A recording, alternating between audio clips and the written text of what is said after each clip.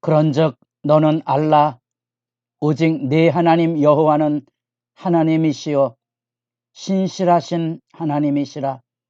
그를 사랑하고 그의 계명을 지키는 자에게는 천대까지 그의 언약을 이행하시며 인애를 베푸시되 그를 미워하는 자에게는 당장에 보응하여 멸하시나니. 새벽을 깨우는 거룩한 기도자 여러분, 주의 말씀 앞에 서서 하나님의 영광의 임재를 보고 듣고 알며 세상을 살아갈 지혜로 충만하기를 소망합니다. 오늘 우리가 읽어갈 하나님의 말씀은 신명기 7장 1절로부터 17절까지의 말씀으로서 1장부터 4장까지 이어졌던 역사의 회고, 하나님의 그 망극하신 은혜, 그 안에 담겨져 있는 출애굽 세대의 광야의 진멸, 그럼에도 불구하고 새로운 광야 세대가 일어나 여기 약속의 땅을 앞에 두고 모세가 들려주고 있는 절절한 유언적인 설교, 하나님을 사랑하십시오. 그리고 하나님이 주시는 그 말씀 앞에 서십시오 하는 그 율법의 내용을 4장에서 28장까지 담고 있습니다. 현재 지켜야 될 하나님의 말씀이고, 그래서 5장부터 11장까지가 율법 전반의 개관을 설명하며 가장 중요한 십계명과 그 뒤따르는 교훈을 지금 읽어가고 있는 겁니다. 계명을 통하여 이제 약속의 땅에 들어가서 무슨 일을 할 것인가를, 어떻게 살아야 될 것인가를 하나님 앞에서 듣고 배워야 되는 거죠. 정복 전쟁이 아니라 그랬습니다. 하나님의 심판을 이행하는 것뿐입니다. 하나님의 심판을 통하여 그 백성을 진멸하고 쫓아내고 더불어 평화하고, 이런 다양한 하나님의 말씀의 규례를 듣고 지켜 순종해야 할 것입니다. 그 규례를 말하고 있는 거예요. 그냥 아니면 말고가 아니고 아니면 죽는 거지요. 생사간의 결단이 필요합니다. 부모님 세대가 광야에서 전부 쓰러졌던 이 광야 세대의 제2세대에게 바로 그 얘기를 하고 있는 겁니다. 너희가 들어가는 땅에서 이 언약의 율법을 지키지 않으면 너희도 신속히 멸망할 것이라.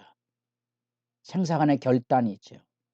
그래서 하나님의 말씀을 기억하고 하나님의 말씀을 지켜 행하는 일, 신명기를 통하여 반복해서 강조하는 들으라, 그리고 잊지 말고 기억할지라. 그 하나님의 말씀을 따라 살아야 합니다. 심판 전쟁이기 때문에, 하나님의 심판을 이스라엘 백성이 대행하는 거기 때문에 자기들의 권력이나 욕망을 채우는 일을 하지 않도록 유의해야 되는 거지요. 그것이 진멸은 그 백성을 잔혹하게 살아야 한다는 그런 개념보다는 하나님의 것과 아닌 것을 철저하게 구별하는 것과 하나님의 말씀을 따라 순종하는 법을 배우는 겁니다. 점령했다고 마음껏 약탈하고 자기들의 욕심을 채우는 것이 아니고, 그 가나안 족속을 진멸함으로써 그 땅에 담겨져 있는 악의 문화,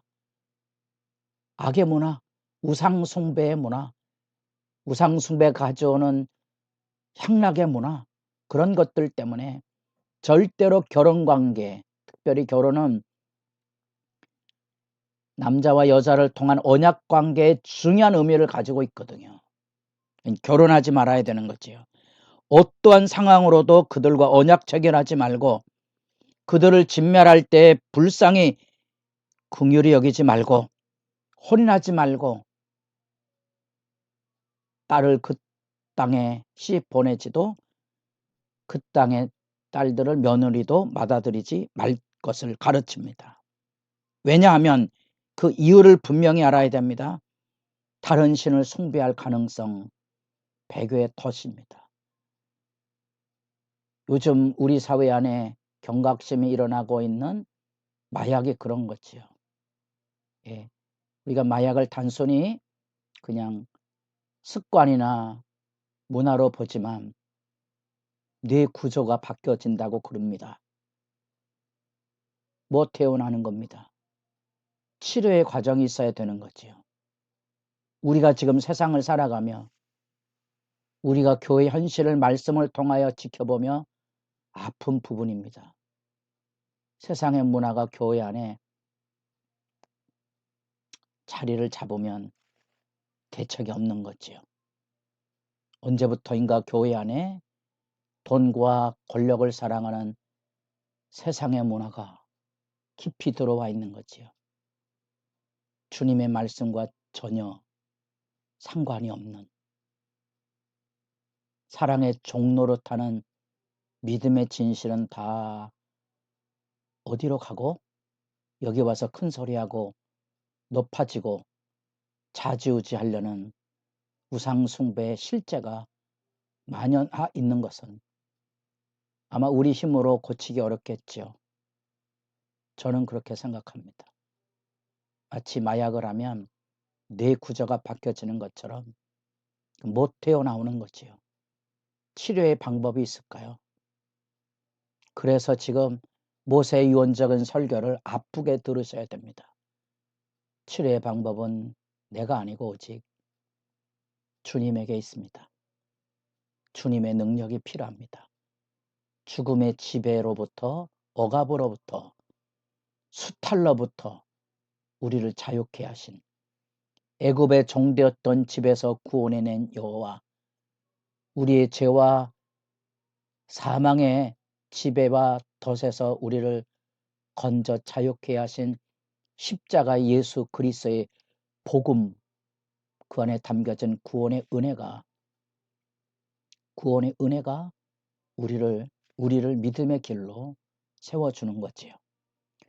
그 안에서 강조되고 있는 이런 금령, 지켜야 될 철저한 교훈들, 심판을 소양하되 절대로 그 문화에, 심지어 그들이 가지고 온 은금의 우상숭배에 마음을 두지 말 것을 가르치며 그 이유를 분명히 설명합니다. 6절에 너는 여호와 네 하나님의 성민 거룩한 백성이라. 내가 너희를 자기 기업의 백성으로 택하셨고 여호와께서 너희를 기뻐하셨다. 그 기쁘신 선택은 너희가 가장 작기 때문이다. 어쩌면 낮고 천한 존재인 거지.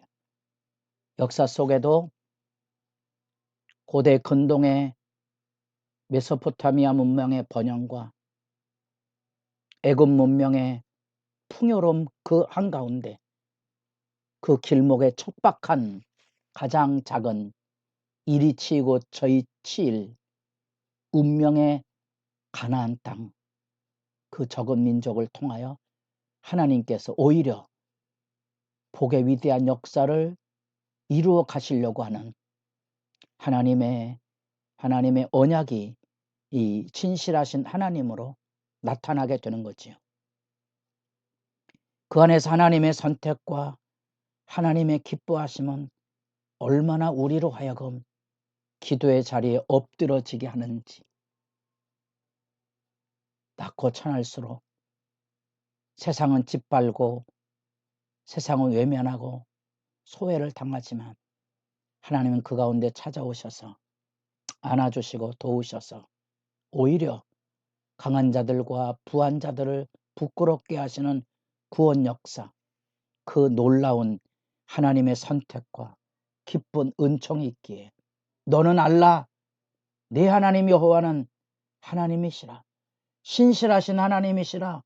그분은 보응하여 진멸하시는 하나님이시라. 그런즉 너는 구원의 은혜 안에 있는 너, 그리고 오늘 지금 무엇을 내가 내게 명하는 명령과 규례와 법도를 지켜 행할지니라. 여러분에게 하나님은 어떠한 분이십니까? 이스라엘 백성에게 모세가 소개했던 애굽 땅 종되었던 집에서 구원해낸 여호와가 여호수아를 읽어보면 그 약속의 땅에 하늘과 땅의 승리를 열어주신 그 놀라운 인도하심, 그 언약을 이행하시고 가장 작은 족속 나그네 또돌이 민족을 통하여 약속의 땅을 선물로 안겨주시는 놀라우신 하나님, 그 하나님을 아시고 세상 문화의 마음을 빼앗기지 마시고 하지 말아야 될 금령 귀 기울여서 해야 할 것과 하지 말아야 될 하늘의 지혜가 매일의 여러분의 기도에 힘있는 역사로 나타날 수 있기를 바랍니다.